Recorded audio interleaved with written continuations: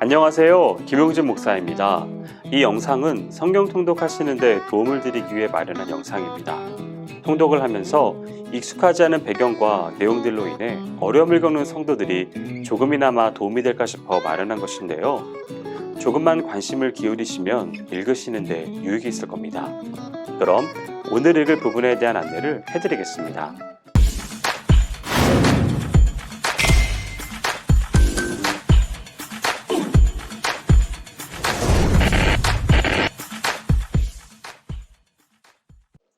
오늘 읽을 본문은 출애굽기 7장에서 9장까지입니다. 이스라엘 백성들을 데리고 나가겠다는 하나님의 말씀을 모세로부터 들은 바로는 이스라엘 백성들을 더욱 학대했습니다. 이에 이스라엘 백성들은 모세와 아론을 원망했고 모세는 하나님께 불평했습니다. 이에 대해 하나님은 모세에게 두 가지 조치를 말씀합니다. 먼저 그의 형 아론을 대언자가 되게 했습니다. 두 번째, 모세를 바로에게 신같이 되게 하였습니다. 이제 본격적으로 하나님의 대응이 나타납니다.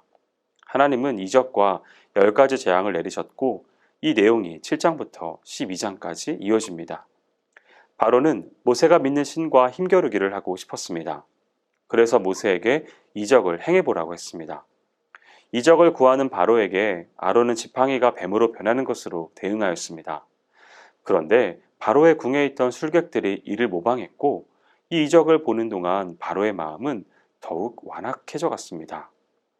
이를 시작으로 10가지 재앙이 내려집니다.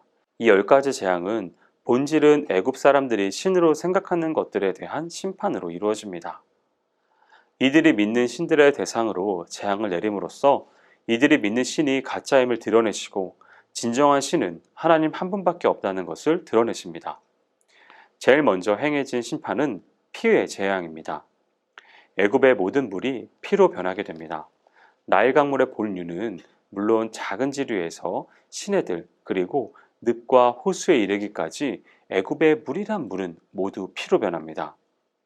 애굽인들에게 있어 나일강은 삶과 부의 원천입니다. 애굽은 나일강에 의존하여 번영했습니다. 이러한 환경에서 애굽 사람들은 자연스럽게 나일강을 숭배의 대상으로 여겼고 하피신이라고 명명하여 예배하게 했습니다.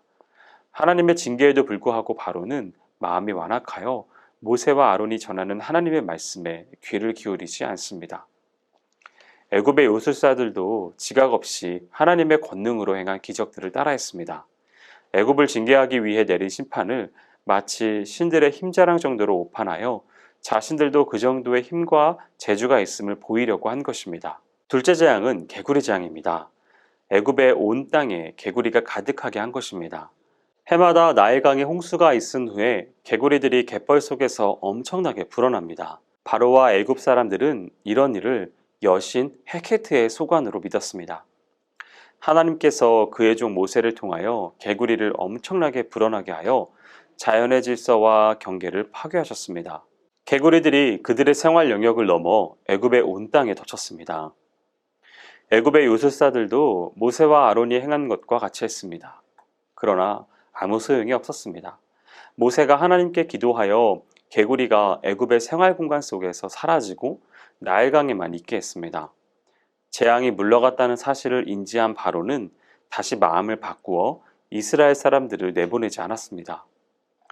세 번째 재앙은 이의 재앙입니다. 땅의 티끌로 이를 만들어 재앙을 내리는데요. 이는 이들이 땅의 수호신으로 믿고 있던 셋이란 신을 대항하여 재앙을 내린 것입니다.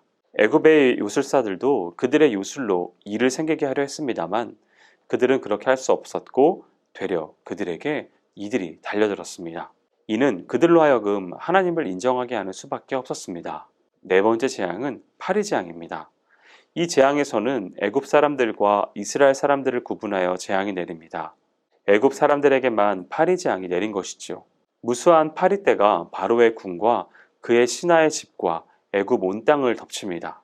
사태가 이 지경이 되자 다급한 바로는 모세를 불러 제사를 드리는 것을 허락한다면서 협상을 시도합니다. 다만 애굽 땅을 벗어나지 말라고 하죠. 모세는 바로의 제안을 단호하게 거부합니다. 마지못해 바로는 허락하고 모세의 중보기도로 파리 재앙은 그칩니다. 5번째 재앙은 가축 재앙입니다. 마음이 바뀐 바로는 이스라엘 백성들을 보내주지 않습니다. 그러자 하나님은 다시 애굽 땅에 재앙을 내리셨고 애굽의 가축, 말과 나귀와 소와 양을 치셨습니다. 애굽의 신들은 동물의 모양으로 상징화되는 경우가 많았습니다. 따라서 하나님께서 동물들을 죽이는 것은 애굽 사람들의 숭배가 신들을 쳐서 복종시킨 것이며 하나님이 그들을 지배할 수 있는 능력의 신임을 다시 한번 드러내는 사건이 됩니다.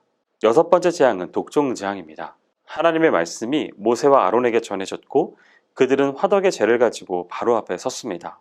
모세가 공중으로 뿌린 화덕의 재가 먼지가 되어 애굽 전역에 퍼지면서 모든 샘물 위에 내려앉아 염증을 일으켜 골마 터지는 종기를 유발시킵니다. 애굽의 마술사들은 종기 재앙으로 인하여 고통을 당하고 있으므로 그들은 모방 행동을 할 수가 없었습니다. 그들은 더 이상 하나님의 재앙을 대항할 엄두 쫓아내지 못하였습니다. 하나님은 바로의 마음을 완악하게 하셨고 바로는 모세와 아론의 말을 듣지 않았습니다. 이렇게 하신 것은 재앙 이야기의 목표가 불의한 독재자를 벌하는 것을 보여주는 것으로 끝나는 것이 아니라 하나님의 권능을 드러내기 위함도 있음을 알 수 있습니다. 7번째 재앙은 우박 재앙입니다. 애굽에 내려진 우박은 단번에 억수같이 쏟아졌으며 이는 애굽의 역사에서 유례를 찾아볼 수 없는 엄청난 것이 되었습니다. 이제까지 바로는 세계가 자신의 소유라고 착각하고 있었습니다.